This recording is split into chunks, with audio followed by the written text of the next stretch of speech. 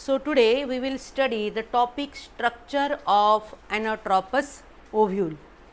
So, this is stigma, this is style, and this part is ovary. Stigma, style and ovary. So, this is gynoecium. It is a female reproductive whorl in the flower.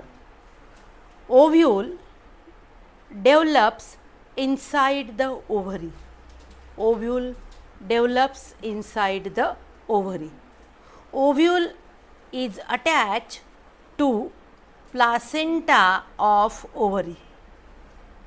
So, this is placenta, and placenta is nutritive tissue of ovary, and this portion, this part is called as a stalk of ovule, and stalk of ovule is called funicle or funiculus, funicle or funiculus.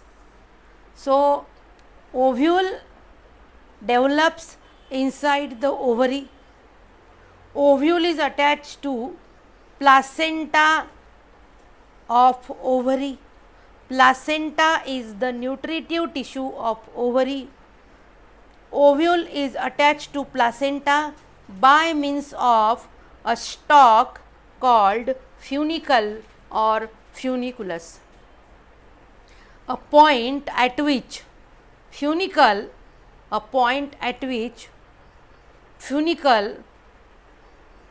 join or attach to main body of ovary is called as hilum. So, hilum is the joint between main body of ovule and stalk of ovule. So, what is a hilum? Hilum is a point where funicle or stalk attaches to the main body of ovary, attaches with main body of ovary. So, the most common ovule in the angiosperm is anatropous ovule. Most common ovule in the angiosperm is anatropous ovule. So, first point is ovule develops within the ovary. Second point, ovule attaches to placenta with the help of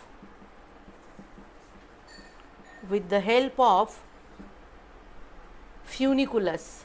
Funiculus is the stalk of ovary. And third point is a joint between funiculus and main body of ovary, main body of ovule is called hilum, So, we have discussed these 3 points. Next point,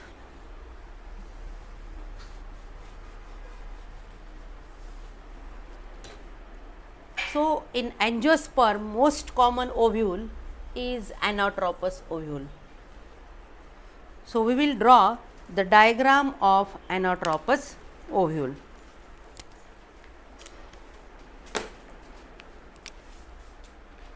Anatropous ovule consists of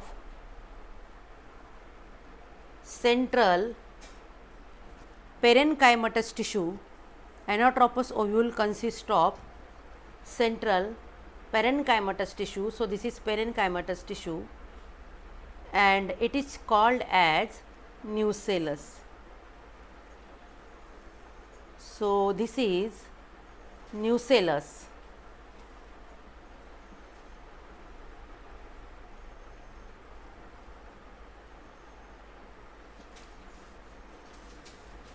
Nucellus is the central part of ovule which is made up of parenchymatous tissue. So, this is nucellus which is surrounded by two protective coverings, integument. This is nucellus and it is covered by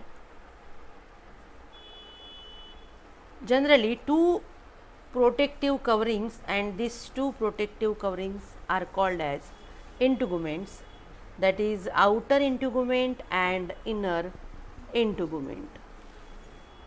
Outer integument and inner integument. So, this is the diagram of ovule, very simple diagram.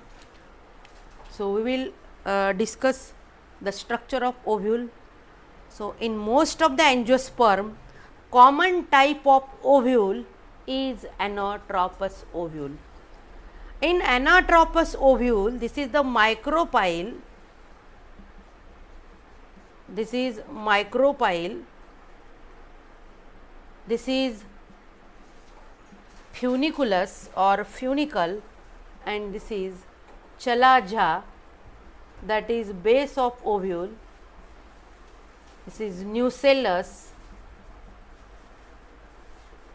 this is inner integument,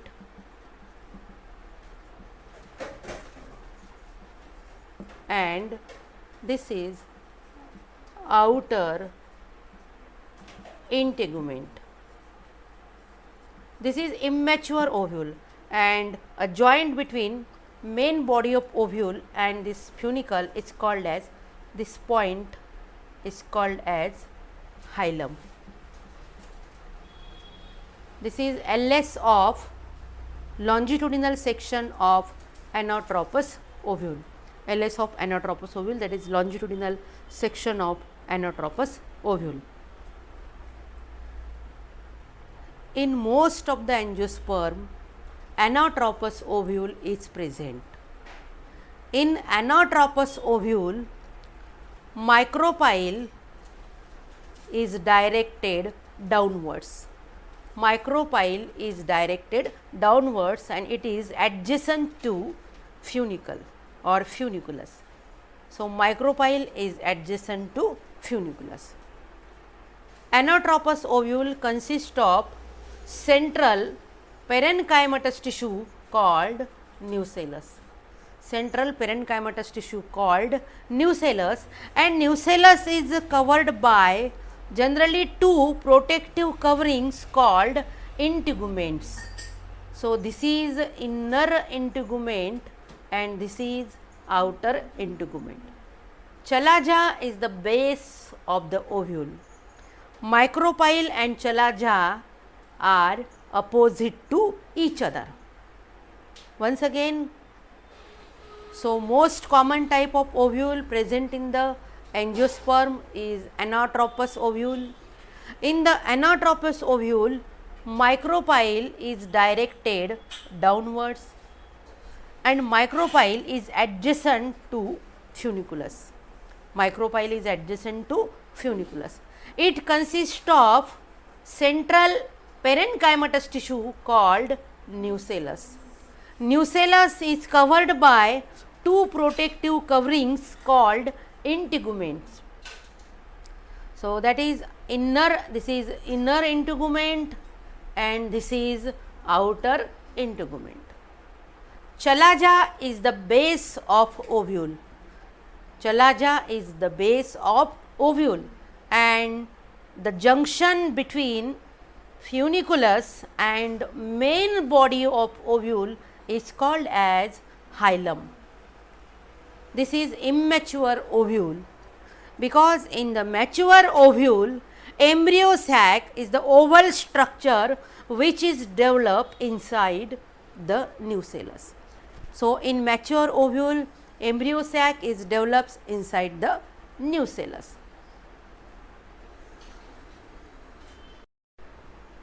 हा जो ovule आहे एंजिओस्पर्ममध्ये ovule हा ॲनाट्रॉपस ovule असतो.